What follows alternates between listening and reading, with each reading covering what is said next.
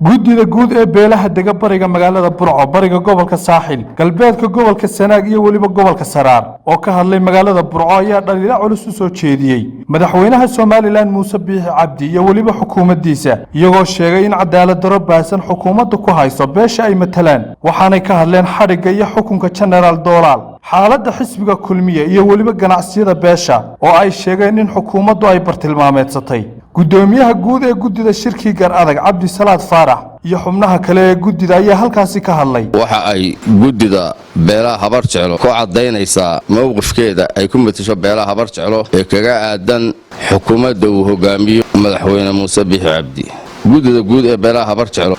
ilaa markii dawladda Muuse Biixi la wareegtay xilka dalka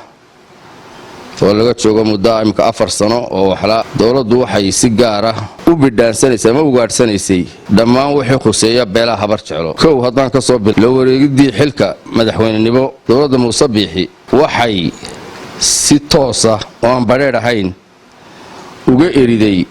shaqaalihii hay-adaha dawladda kala duwan dhammaan ciddii ku abtisata beelaha habar jeclo laba dawladda Muuse Biixi waxay sifo sharci darro kula wareegtay goobo ganacsi oo ka mid yahay hoteelkii weynaa ee Hargeysa Kilaab oo uu sifo sharciga ku haystay muwaadin reer Soomaaliland ahna beelaha habar jeclo saddex dawladdu waxay si sharci darro ah ku joojisay labadii diyaaradood ee Dubai Fly iyo Al Arabiya oo ay wakiil ka ahaayeen ganacsato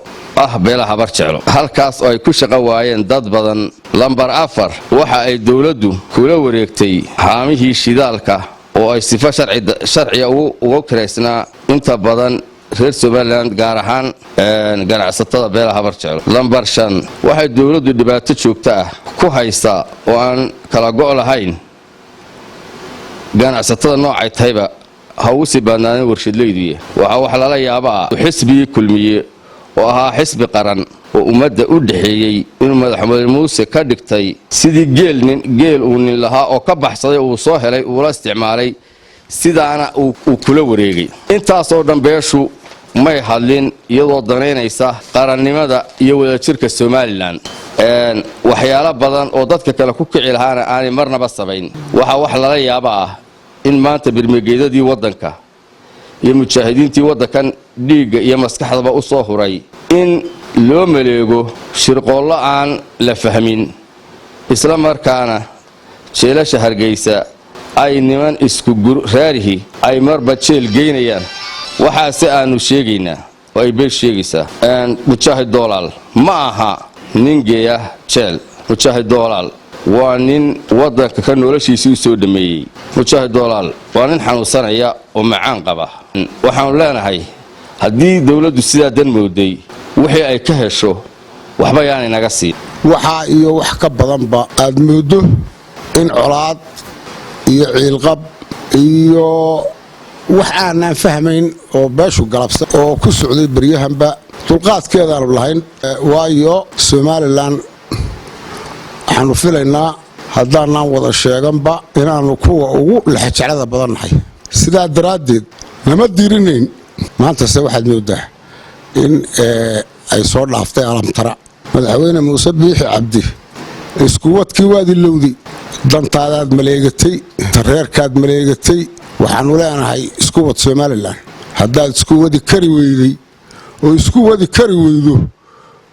waa ragga isku wadi kara u dhiib oo taariikhda meel madow ha ka dhigin saasaanu leenahay mujaahidka ma geeyo arrimaha maanta lagula kacayo war ma geeyo baan leenahay intaasoo dhibaato ah ee la tiriyay markii aanu waxba ka oran weynay ee ka dul qaadanay maanta waxaad maraysaa inaad birmageydadii qarankanu lahaa ee u huray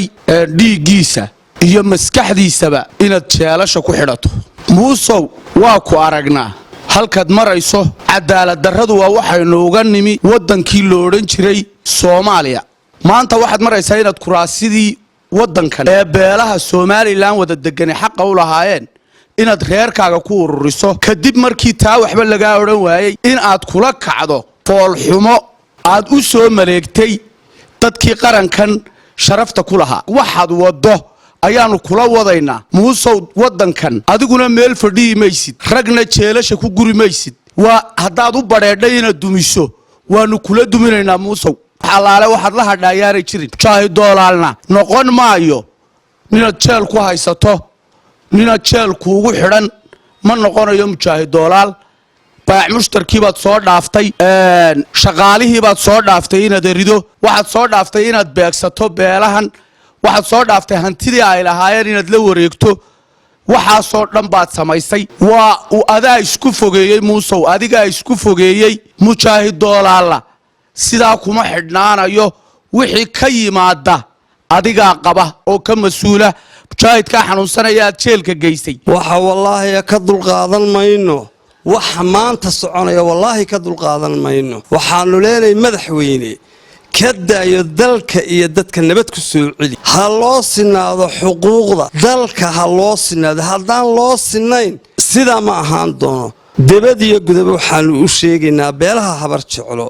inay shir degdegay iskugu yimaadaan madaxweynow fadlakum waa layna daawanayaa waa layna arkaa cadowgeenni muskuu soo taagan yahay